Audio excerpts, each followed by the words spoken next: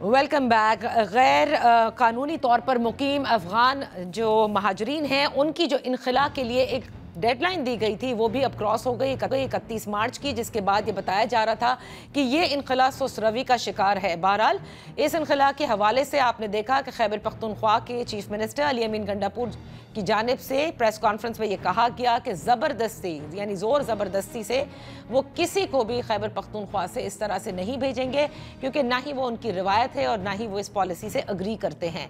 साथ ही उन्होंने दहशतगर्दी से निपटने के लिए भी कहा कि बातचीत के हवाले से जब उनकी हुकूमत थी यानी कि इमरान खान साहब की हुकूमत थी तो वो कहते थे कि मुस्तकिल बातचीत अफगानिस्तान से रहती थी, और इस मरतबा भी वो ये कहते हैं कि हमने विफाक से कहा हुआ है और जवाब के मुंतज़िर हैं। दहशतगर्दी से निपटने के लिए इंतहाई ज़रूरी है कि आप मुस्तकिल का एक डायलॉग जारी रखें, लेकिन अभी उस पर एक जवाब नहीं आया है। इन्हीं उम्र पर बात करने के लिए हमारे साथ इस वक्त मौजूद हैं ब्रिगेडियर रिटायर्ड वकार हसन साहब। Thank you so much for joining us. और हमारे साथ है सीनियर तज्ज़िया निगार हसन खान साहब। बेहद शुक्रिया आपका भी। गुफ्तगू का आगाज़ ब्रिगेडियर साहब मैं आपसे करना चाहूँगी, क्योंकि पाकिस्तान ने बड़े अरसे अफगान महाजरीन की आप कह सकते हैं कि we have been a very good host, लेकिन ये जो इनखला का मामला है, आपको याद होगा कि गैर मुल्की तारकीन वतन का सिलसिला, ये जो फैसला हुआ था ये केयर टेकर सेटअप में हुआ था, और अब जो है वो कहा जा रहा है कि गैर कानूनी जो अफगान महाजरीन हैं उनको वापस करना है और ज़ोर ज़बरदस्ती से भी वापस कर दिया जाएगा क्योंकि वो डेडलाइन गुजर चुकी है। आप समझते हैं कि इससे कोई असर पड़ सकता है पाक अफगानिस्तान ताल्लुकात पर? जी, आई थिंक थोड़ा सा हिस्ट्री में जाना बड़ा ज़रूरी है कि अफ़गानिस्तान के साथ हुआ क्या पिछले 40 साल में। और पीछे चले जाएँ तो खैर लंबी हिस्ट्री है, लेकिन अगर कॉन्फ्लिक्ट देखें तो पिछले 40 साल में 14 दफ़ा रजीम चेंज हुई है, जिसमें 5 दफ़ा वायलेंट रजीम चेंज। आप जस्ट स्टार्ट फ्रॉम हफीज़ुल अमीन, बबरक कारमल, तरकई, उसके बाद डॉक्टर नजीबुल्लाह, तालिबान 1, अमेरिका, फिर तालिबान 2। तो इसमें मेरे ख्याल में जो आप अगर गौर करें तो इसमें एक हर दफ़ा एक एलीट क्रिएट हुई। दूसरा भी एक एलीट है अफ़गानिस्तान में तालिबान की। इस तरह उसमें जुडिशरी है, उसमें बिजनेसमैन थे, उसमें पुलिस थी, आर्मी थी और बाकी आवाम थी। और हर दफा जो है जब वायलेंट रजीम चेंज होती है तो किसी न किसी पे प्रेशर आता है। तो ये एक शटर जोन है।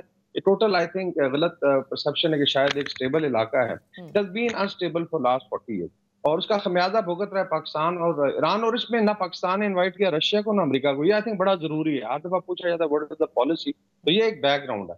दूसरा, ईरान ने भी डिपोर्ट किया आई थिंक मार्च में अनाउंस के 2 मिलियन अफगान को। क्यों कोई नहीं कर रहा वहां पे?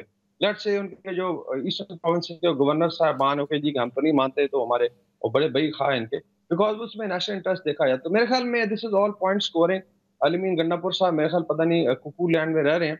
यू शुड रियलाइज के पाकिस्तान ने as a record 50 lakh Afghan महाजिन को होस्ट किया। हमारे बहन भाई हैं, मजबूरी में वो आए, लेकिन ये इसका मतलब नहीं है कि आप जो इसको एक परमानेंट फीचर बना लें और हर दफा जो है डिली डली करके फिर आप इस पे let's say vote bank politics करें या आप लेट्स से एथनिक पॉलिटिक्स करें। तो इसमें बड़ी क्लैरिटी होनी चाहिए। दूसरा, तालिबान खुद क्लेम करते हैं अफगानी बड़ा स्ट्रांग है, करेंसी स्टेबल हो चुकी है, अमन शांति है। पूछना ये है अफगान तालिबान से कि क्यों नहीं जाना चाहते? जब आप 2 करोड़ खवातीन को बंद कर दें घरों में और उसमें जो है इतना ऑपरेशन है, जब हेयर कटिंग के लिए बंदा बाहर नहीं निकल सकता, there is a typical dress code जो आपने करना है, स्पोर्ट्स में आप निकर नहीं पहन सकते, तो उनको सोचना चाहिए कि भाई अपने वतन क्यों नहीं जाना चाहते। तो मेरे ख्याल में ओनस जो उन पे है। दूसरा, Pakistan should push for this.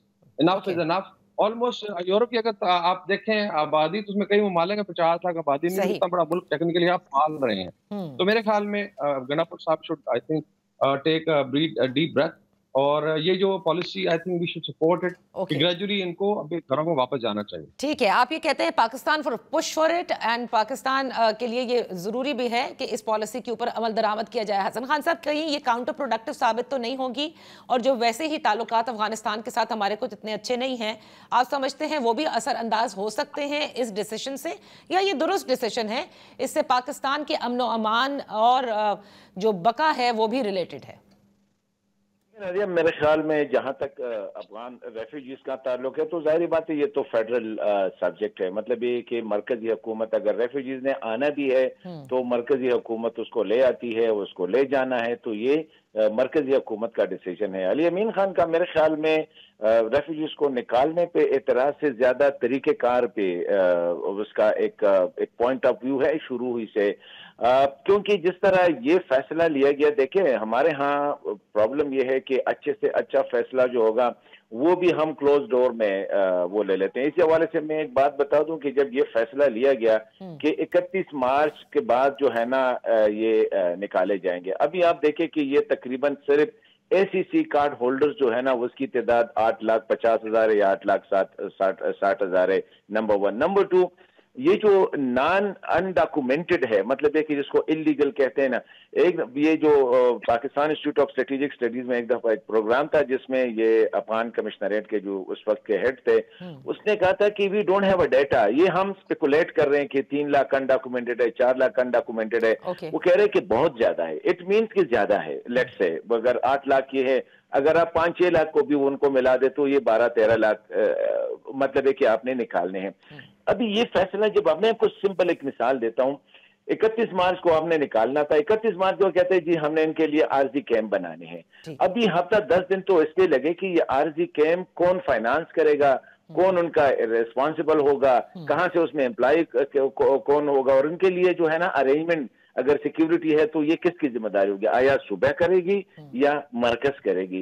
इसी तरह अगर आपने 8 लाख लोगों को हांकना है, अरेस्ट करना है, इसमें ऐसे भी है कि तकरीबन मैरिजेस भी हुए हैं, इसके अलावा बड़े बड़े कारोबारी, तकरीबन अगर आप 50 साल से एक जगह पे रह रहे हैं या 40 साल से रह रहे हैं तो जाहिर बात है, तो ये ठीक है, इसमें कोई शक नहीं कि लीगली ये पाकिस्तान का डिसीजन है और definitely it has been taken in the national interest, इसमें कोई दो राय नहीं हो सकती।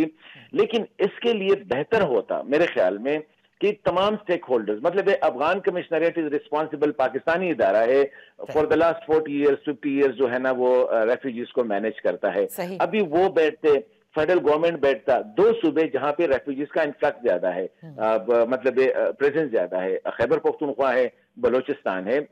मेरे ख्याल में इसमें कोई मजायका नहीं था कि अगर आपने दिन में डिसीजन लेना था, अगर ये हफ्ते में लेते, सारे स्टेक होल्डर्स मिल जाते, इवन आप इंटरनेशनल बॉडीज को भी, तो it would have been much better. Consultative process में हमें जाना चाहिए था। ये जो नी जर्क रिएक्शन होता है ना कि उधर जाफर एक्सप्रेस का वाकया हुआ, इधर बनू पे अटैक हुआ, और हमने सब ने एक आवाज होकर कहा कि ये अफगान रेफ्यूजीज से है। अफगान रेफ्यूजीज 50 साल से रह रहे हैं, कोई मेरे ख्याल में, मैं ये नहीं कह रहा हूं कि उसमें मसाइल नहीं होंगे, मसाइल होंगे, शायद उनमें अफगान भी ऐसे होंगे, लेकिन अगर आपने एकदम 10 लाख 20 लाख या इतने लोगों को आपने निकालना है, तो उसके लिए अगर आप ठंडे दिल के साथ, ठंडे दिमाग के साथ बैठ के पार्लियामेंट में भी इन्वॉल्व करते, जुडिशरी भी इन्वॉल्व, मतलब एक कंसेंसस होता, उसका एक मोडस ऑपरेंडी होता तो ये बेहतर था। नहीं, लेकिन अच्छा होता। हाँ, लेकिन आपको लगता है ब्रिगेडियर साहब इसमें कंसेंसस की जरूरत है? कि देखिए, हसन कहते हैं कि नी जर्क रिएक्शन है, सानेहा जाफर एक्सप्रेस हो गया, बनू अटैक हो गया, लेकिन हमारे जो इदारे हैं उन्होंने बताया कि जब जाफर एक्सप्रेस का वाकया हो रहा था तो अफगानिस्तान से उनके हैंडलर्स इनको डायरेक्ट कर रहे थे पूरा, और कई ऐसे दहशतगर्दी के वाकयात हुए जिसमें बताया गया कि ये अक्रॉस द बॉर्डर वहां से हैंडल भी हो रहे हैं और वहां से दहशतगर्द आए भी हैं।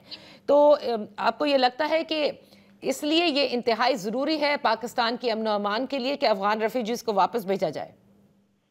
आई थिंक ये स्ट्रेटेजिक डिसीजन है तो पहले आई थिंक हो चुका है, और इसमें I think I just corrected के 4.5 से 4.5 लाख तो आपने रिपेट्रिएट किया पिछले 2 साल में, ऐसा नहीं है। दूसरा 31 एक डेडलाइन है कि इसके बाद प्रोसेस स्टार्ट होगा। आई एम श्योर उन्होंने लॉजिस्टिक भी वर्कआउट की होगी। 31 तक ये था वॉलंटियरली अगर आप जाना चाहते हैं तो आप चले जाए, उसके बाद फिर इनको किया जाएगा। दूसरा आई थिंक जो इलीगल स्पेक्ट्रम की बात है वो बिल्कुल है। देखें अभी भी जब लेट्स से टेररिस्ट आते हैं यहाँ पे, या maybe there are sleepers जो ऑलरेडी ऑपरेट कर रहे हैं, उसके अंदर बड़ा डिफिकल्ट है जब अनअकाउंटेड फॉर, जिस तरह ये कह रहे हैं अभी मेरे दोस्त हैं पेशावर में और बनू और इवन नशारा में जहाँ बड़े बड़े कैंप्स हैं, वो कह रहे हैं कि शायद स्टिल 50 लाख है तादाद। वो कहते हैं मतलब ऑलमोस्ट, अब इस्लामाबाद आप चले जाएं तो हर स्ट्रीट में आई थिंक 3-4 घर तो आपको मिलेंगे और अच्छे आई थिंक पैसे वाले लोग हैं। इसमें मुझे अफसोस है कि इंटरनेशनल कम्युनिटी का रोल था। देखिए इसमें जब अमेरिकन विड्रॉल हुआ तो 7.5 लाख अफगान अब्जॉर्ब करना था। दीज वर दैट एलीट जो मैं बात कर रहा हूँ, जो क्रिएट हुई, ब्यूरोक्रेसी थी, जजेस थे, उसमें फौजी ऑफिसर्स थे, जवान थे, उसके अलावा बिजनेसमैन थे, फिर इनके ऑपरेटर्स इंटेलिजेंस के साथ काम करते थे। ये अमेरिका ने प्रॉमिस के 4.5 लाख अमेरिका ने अब्जॉर्ब करना, 4.5 लाख मेरा ख्याल है यूरोपियन यूनियन ने करना था। और टोटल क्या हुआ, आई थिंक 50,000 जो उनके आई थिंक बहुत ज्यादा क्लोज थे, और शायद 30-40 हजार बाकी इलीगली भी लोग गए हैं, डंकीज पे भी गए। तो सारा लोड जो है पाकिस्तान पे, ये 17.5 लाख इन्फ्लक्स है इलीगल्स का, ये हुआ है after American withdrawal from program. तो ये आप देखेंगे इंटरनेशनल कम्युनिटी बड़े आराम से कि हम 6 महीने में वीजा प्रोसेस करेंगे, तो सारा लोड आप पे आ गया। तो मेरे ख्याल में पाकिस्तान की तरफ ये भी है कि जी in case they have to go there, अब तो ट्रम्प साहब ने वैसे ही पाबंदी लगा दी, तो मेरे ख्याल में वो जिनके इवन वीजा लगे तो वो नहीं जा रहे। तो वहां पे कोई बात नहीं करता कि जिनकी वजह से ये सारा क्रिएट हुआ, बिकॉज दोनों सुपर पावर्स को हमने इन्वाइट नहीं किया, time we just forget it. मैं तो कहता हूँ अफगानिस्तान में पॉलिसी हो ही नहीं सकती। आपको मतलब डे टू डे बेसिस पे जो काबुल में बैठा है उसके साथ आपने डील करना है। अगर पिछले 40 साल में 12 दफा वायलेंट या 14 दफा वायलेंट रजीम चेंज हुई है, आधा दफा फड़का देते हैं जो भी सदर होता है, कौन सा सदर है जो बचा है आप देख लें। नहीं honestly this is very very unfortunate. आप मतलब सरदार दाऊद से शुरू कर दें, काउंट करें, हफीजुल अमीन, बबर कारमल, तरक्की, कौन असैसिनेट नहीं हुआ, चाहे with in let's say Soviet block वाले थे या बाद में, फिर तालिबान 1 आती है, फिर अमेरिका आया था, फिर तालिबान 2।